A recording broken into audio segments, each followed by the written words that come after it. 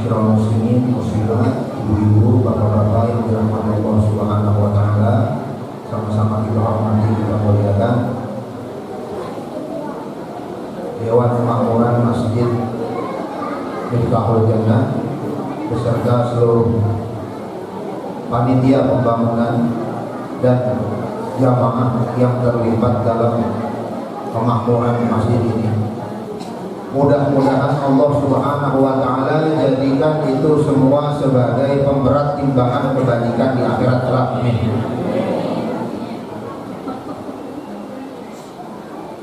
Bapak Lurah yang diwakili,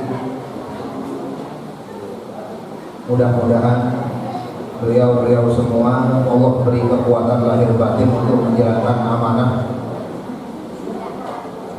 serta anak-anakku yang dirahmati Allah Subhanahu wa taala. Mudah-mudahan Allah Subhanahu wa taala jadikan anak-anakku semuanya yang tercinta sebagai penerus daripada perjuangan baginda Nabi Muhammad SAW.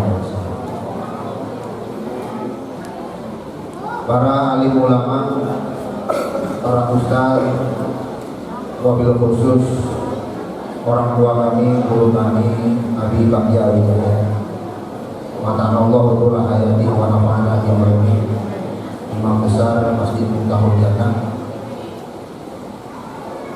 Bapak Al-Ustaz Al-Mukarram Ad-Da'i Ilallah, Bapak Mimin Ibrahim, dan seluruh hadirin, juga tidak lupa ibu-ibu. Mudah-mudahan Allah Subhanahu wa taala jadikan langkahnya ke sini sebagai amal soleh, dicatat sebagai ibadah di sisi Allah Subhanahu wa taala. Amin.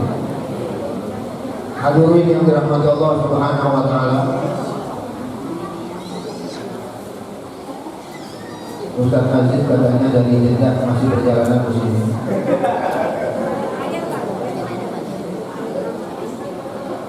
Insyaallah beliau akan segera membersamai kita, tapi mari kita gunakan waktu ini dengan sebaik mungkin. Mudah-mudahan kita bisa mengambil hikmah daripada tujuan acara ini. Hadirin yang dirahmati Allah Subhanahu wa taala, saya mau langsung main aja singkat. Ada rapat di satu tempat yang namanya Darun Nadwah. Darun Nadwah itu tempat balai lah kira-kira, digunakan untuk rapat RT, rapat warga, ibu PKK, tuh Darun Nadwah itu. Cuma di zaman itu dibangun oleh orang Quraisy gunanya untuk kumpul-kumpul warga Quraisy. Tapi hari itu Darun Nadwah dipakai untuk rapat karena ada masalah besar. Apa masalahnya? Masalahnya adalah banyak orang yang menjadi pengikutnya Nabi Muhammad Sallallahu Alaihi Wasallam. Ini repot. Kenapa repot? Kalau orang ngikutin Nabi Muhammad SAW, Tuhannya jadi satu. Tadinya Tuhan banyak. Ka'bah itu dipakai untuk reuni berhala. Jadi setiap tahun itu Tuhan reuni. Ada Tuhan dari kayu, ada Tuhan dari batu. Kalau rada kaya dikit Tuhannya dari tembaga, dari perunggu, dari emas. Nah kalau nggak punya duit Tuhannya dari tepung gandum kayak kokokran. Itu kalau di tengah jalan lapar dipotek tangan Tuhannya, Tuhan mohon maaf saya lapar, saya potek dulu tangannya, ntar saya ganti. Ya.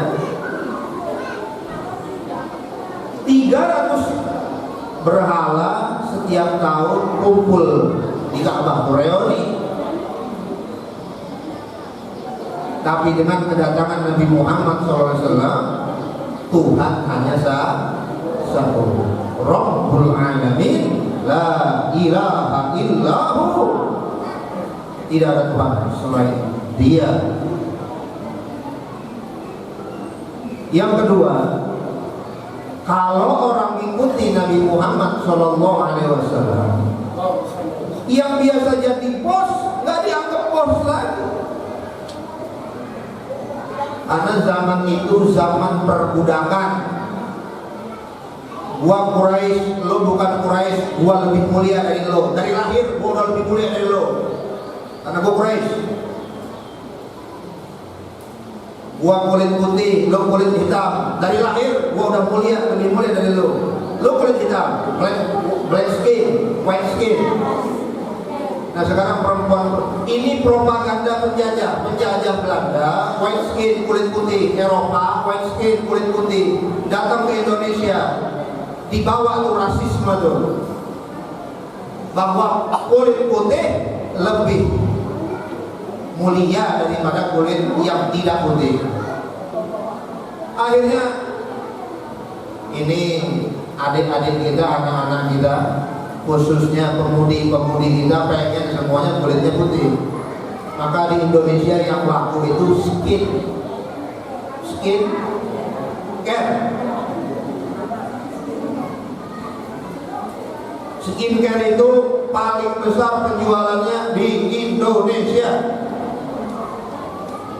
Orang Eropa datang ke Bali, jangankan bajunya, dalemannya dilepas. Tanya Ustaz Fadilah.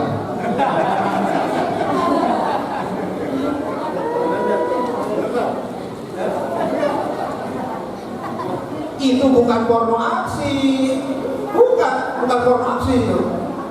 Itu karena mereka pengen dapat kulit eksotis, dapat matahari tropis, hangat udara, supaya kulitnya tropis. Kalau pakai daleman, underwear, gelap ya.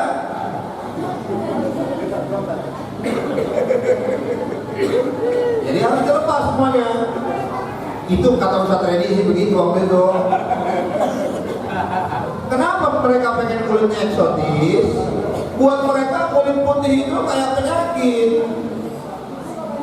Tapi kalau kulitnya eksotis, bukan hitam, eksotis, itu satu, cantik. Yang kedua, dianggapnya banyak duit karena sering traveling ke negeri-negeri tropis. Maka Anggun Jasasmi eksotis, tinggal di Prancis. Agnes Monica di Amerika eksotis. Mereka pengen kulitnya eksotis.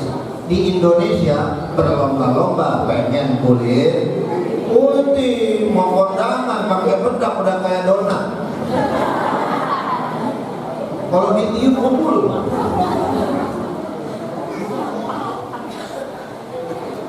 Ini kita cerita apa sih?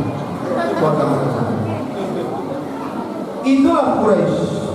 Walaupun Quraisy adalah bangsa terbaik karena itu adalah leluhurnya Nabi Muhammad, tapi rasisme itulah yang dihancurkan oleh Nabi Muhammad SAW. Semua manusia sama, tidak kulit putih, tidak kulit hitam, tidak kulit merah, tidak kulit kuning.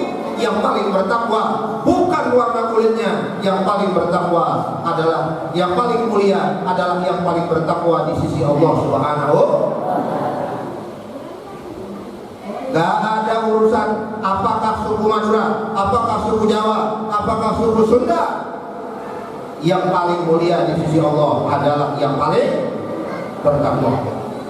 Apakah presiden, apakah profesor doktor, apakah punya perkebunan 10.000 hektar, punya pabrik, puluhan pabrik, gak ada urusan. Yang paling mulia di sisi Allah Subhanahu wa Ta'ala adalah yang paling bertakwa. Jadi semua sama kecuali ketakwaan.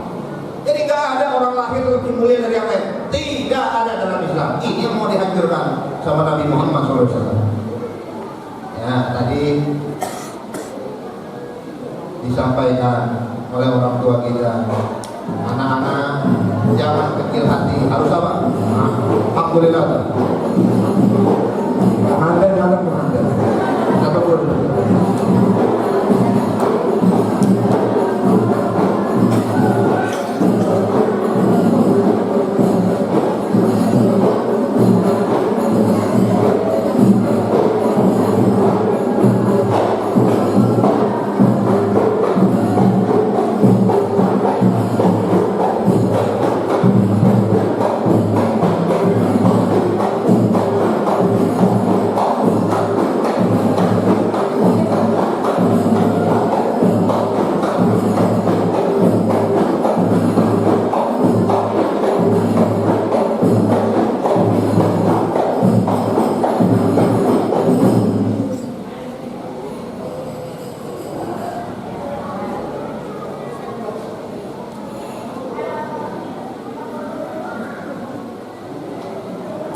menit. Kita lanjut ya. 3 menit. Minuman juga belum saya minum. Paling dia belum saya bikin lagi. Ada tempat tadi namanya apa? Darun Nadwa. Dipakai rapat karena ada masalah besar. Orang-orang pada mengikuti baginda Nabi Muhammad SAW. Kalau mengikuti Nabi, satu Tuhannya yang tadinya banyak bakal jadi satu, ya. Yang kedua, yang tadinya jadi bos penguasa dianggapnya sama dengan orang lain. Nah ini masalah. Maka ngadain rapat di mana? Di Darun Nadwa. Yang hadir banyak. Nah, tapi satu saya mau ingatkan supaya ini benar-benar diingat. Inti dari rapat itu adalah bagaimana supaya dakwahnya Nabi Muhammad SAW berhenti, jangan dilanjut. Maka satu orang usul, bagaimana kalau Nabi kita penjara? Jangan dipenjara. Kalau dipenjara nanti banyak anak buahnya yang di luar pada nolong, bahaya. Yang satu usul, bagaimana kalau kita usir dari Mekah, pergi dia keluar?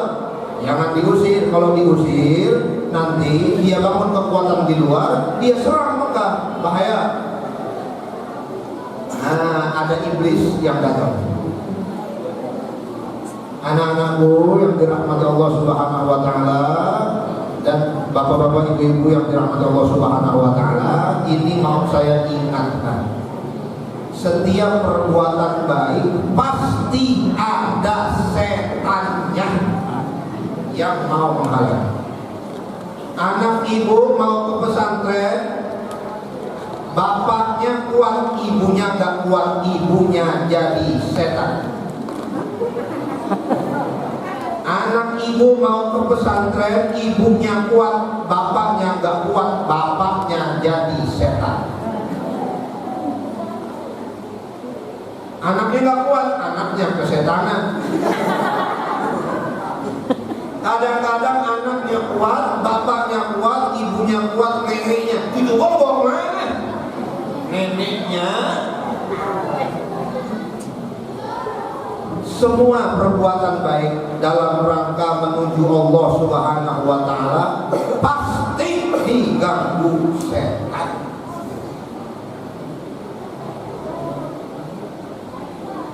Semakin berat, semakin besar pahalanya, semakin berat tugasnya, semakin besar tugasnya, semakin hebat setannya, semakin kuat setan. Maka pasang niat dalam hati, semua kebaikan yang sudah direncanakan, kalau melenceng, kalau belok, pasti ada setan. Mungkin ini yang dapat saya sampaikan. Pengantin sudah datang, mari kita sambut beliau. Mohon maaf lahir dan batin. Ada Allah wa iyyakum ajmain. Assalamualaikum warahmatullahi wabarakatuh. Waalaikumsalam.